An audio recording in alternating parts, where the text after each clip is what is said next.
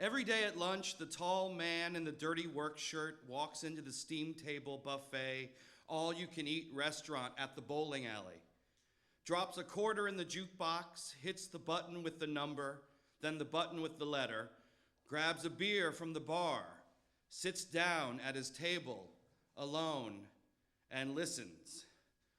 There is a house in New Orleans they call the rising sun, and it's been the ruin of many a poor boy.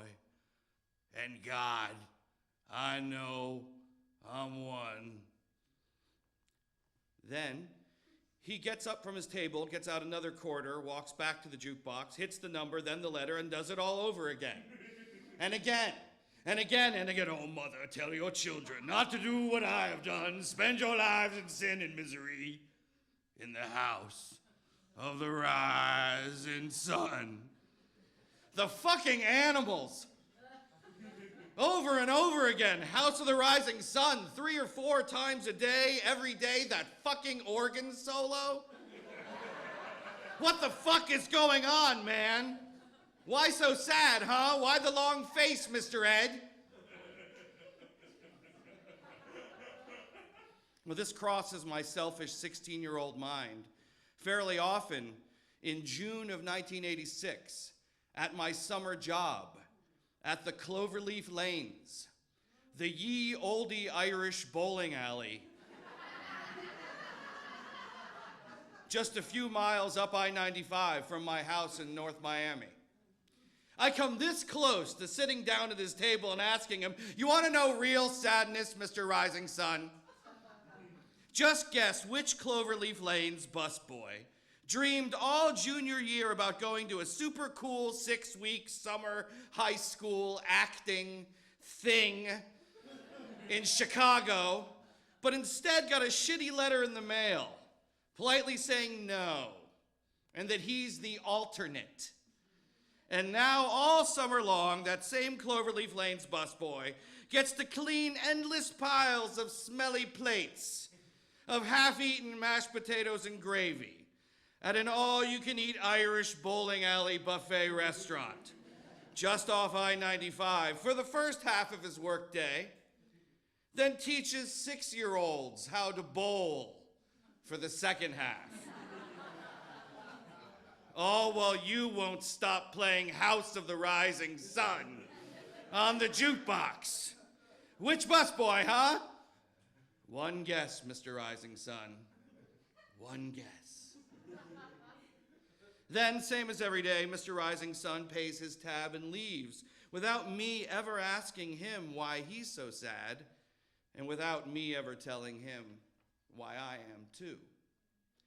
I slop the last of the lunch potatoes into the garbage and make my way out to the bowling alley, ready to teach America's next great generation how to bowl.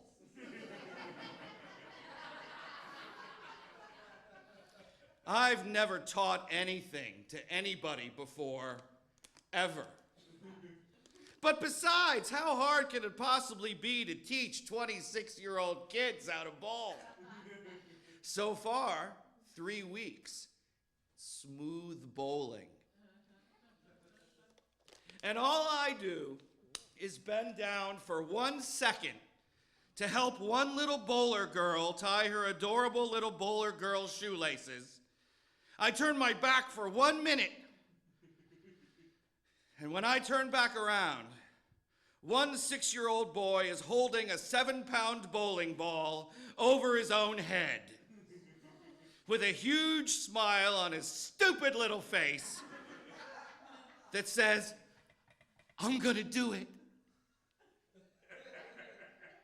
As I reach out to stop him in sort of a total, all-encompassing vocal and physical, no! He does it. He does it. He drops a 7-pound bowling ball on his own head.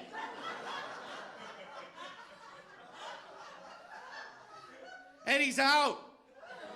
Cold. I'm sure he's dead. So I run to the snack bar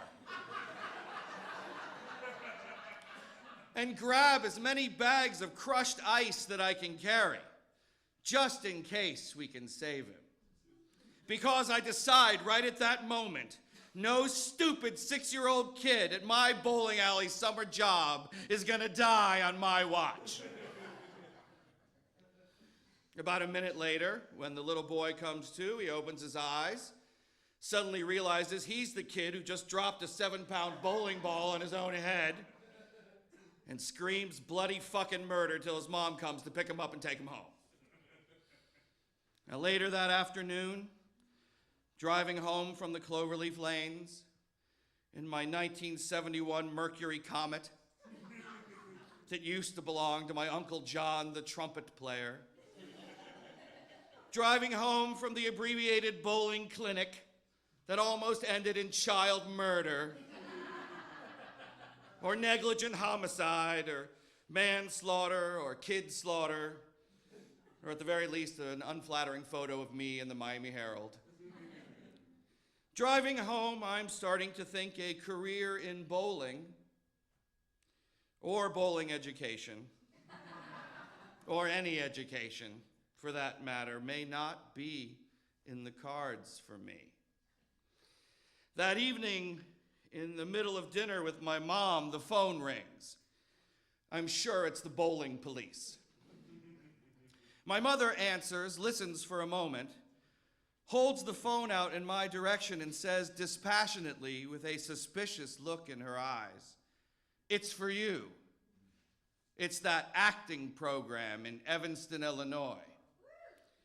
Then I hear, "Hi, Keith, hi. This is such and such at the National High School Institute at Northwestern University, and, well, it seems that one young man has unfortunately come down with quite a nasty case of red, scarlet, typhoid, dengue river fever, and won't be joining us.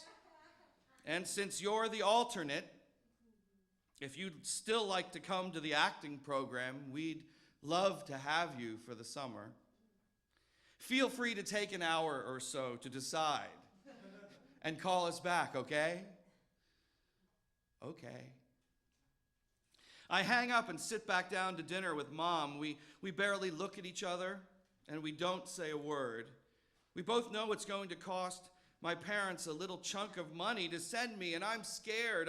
I don't want her to feel bad if they can't afford it, but I want to go so bad.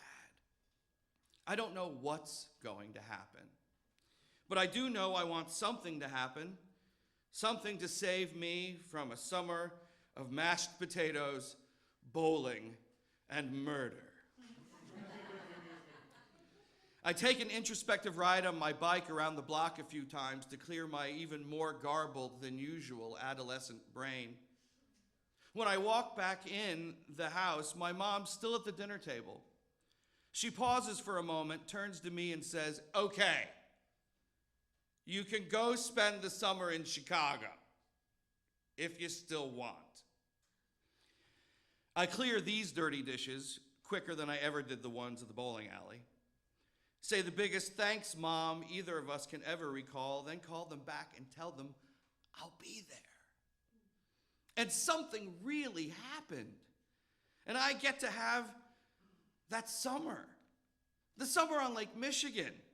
The summer when they called us all cherubs because every cheerful morning over breakfast, they'd read to us from a book of poetry called The Cheerful Cherub. It's the summer of Greek tragedies and second cities, movement classes and Bertolt Brecht, and Dr. Frankenfurter and both Joseph and his amazing Technicolor Dreamcoat. It's the summer of nail guns and bunk beds, Trojan wars and glass menageries, sewing machines and stand-up comedy with jokes like, we were so poor.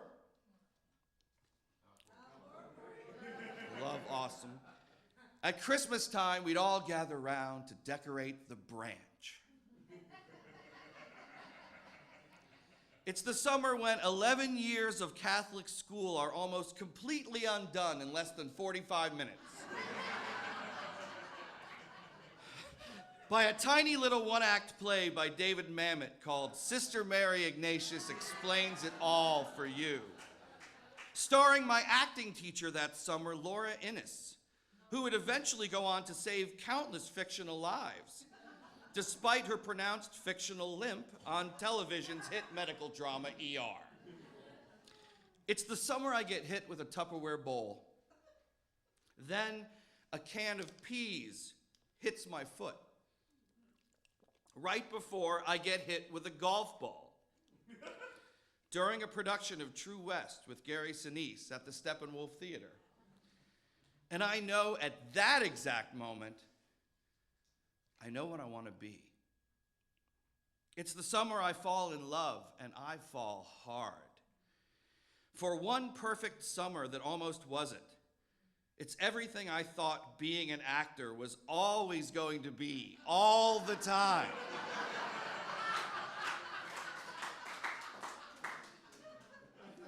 And kind of would never exactly be again. Like a murky silhouette of something perfect from a decade before the last that was almost never really there. But you're so grateful it really was, even if only for the most fleeting of moments. And on one of those days when I'm at a Toyota audition, at a strip mall in the Valley, with a permanent sign out front that says no actor parking,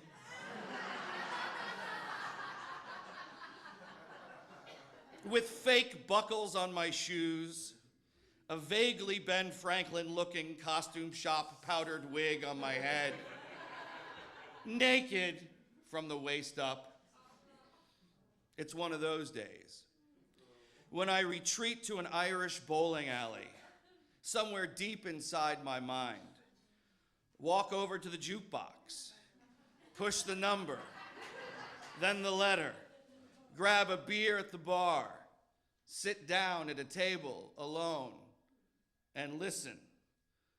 Oh, mother, tell your children not to do what I have done. Spend your lives in sin and misery in the house of the rising sun. I can listen to that organ solo forever.